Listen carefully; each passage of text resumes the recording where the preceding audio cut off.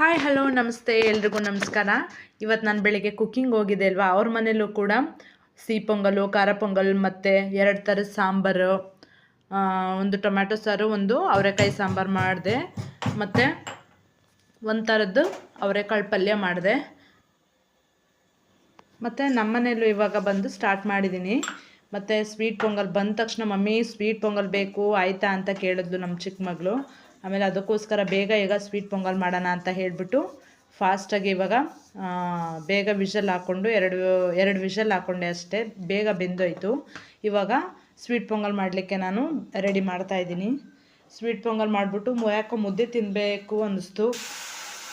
ಅವ್ವ ಬರೋಷ್ಟರೊಳಗೆ ಅವರೆಕಾಳು ಸಾಂಬಾರು ಮಾಡಿ ಅನ್ನ ಮಾಡಿದರು. ನಾನು ಬಂದ ತಕ್ಷಣ ಈಗ ಮುದ್ದೆಗೆ ಇಟ್ಬಿಟ್ಟು ಒಂದು ಕಡೆ ಈಗ ಪೊಂಗಲ್ಗೆಲ್ಲ ನಾನು ರೆಡಿ ಮಾಡಿಕೊಂಡೆ, ಮತ್ತು ಒಂದು ಕಡೆ ಮುದ್ದೆ ಮಾಡೋಕ್ಕೂ ಕೂಡ ನಾನು ರೆಡಿ ಮಾಡಿಕೊಂಡೆ. ಓಕೆನಾ, ಈ ಕಡೆ ಪೊಂಗಲ್ ಆಯಿತು ಅಷ್ಟೊತ್ತಿಗೆ.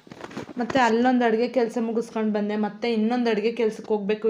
ಇದು ಮಾಡಿ ಇಟ್ಬಿಟ್ಟು ಮತ್ತೆ ನಾನು ಅಡುಗೆ ಕೆಲಸಕ್ಕೆ ಹೋಗ್ಬೇಕು. ಅಷ್ಟೊತ್ತಿಗೆ ನಾನು ಫಾಸ್ಟಾಗಿ ಮುಗಿಸ್ಬಿಡೋಣ ಅಂತ ಹೇಳಿಬಿಟ್ಟು ಮುದ್ದೆನೂ ಮಕ್ಕಳಿಗೆಲ್ಲ ಸ್ನಾನ ಮಾಡಿಸಿ ಗುಡಿಸಿ ಒರೆಸಿ ಪಾತ್ರೆ ತೊಳೆದು ದೇವ್ರ ಸಾಮಾನೆಲ್ಲ ತೊಳೆದು ನಮ್ಮ ಮನೇಲಿ ಇವಾಗೆಲ್ಲ ಮಾಡಿಬಿಟ್ಟು ನಾನು ಅಷ್ಟೊತ್ತಿಗೆ ಅಡುಗೆ ಕೆಲಸಕ್ಕೆ ಹೋಗಬೇಕು. ಇಲ್ಲಾಂದರೆ ಅಲ್ಲಿಂದ ಬರೋಷ್ಟರೊಳಗೆ 2 ಗಂಟೆ 3 ಗಂಟೆ ಆಗೋಗುತ್ತೆ. ಮಕ್ಳಿಗೆ ಇನ್ನೂ ಹೊಟ್ಟೆ ಹಸಿಯುತ್ತೆ ಅಂತ ಅಂದ್ಬಿಟ್ಟು ಬೇಗ ಬೇಗ ಮಾಡಿ ಇಕ್ಬಿಟ್ಟು ನಾನು ಅವ್ರಿಗೂ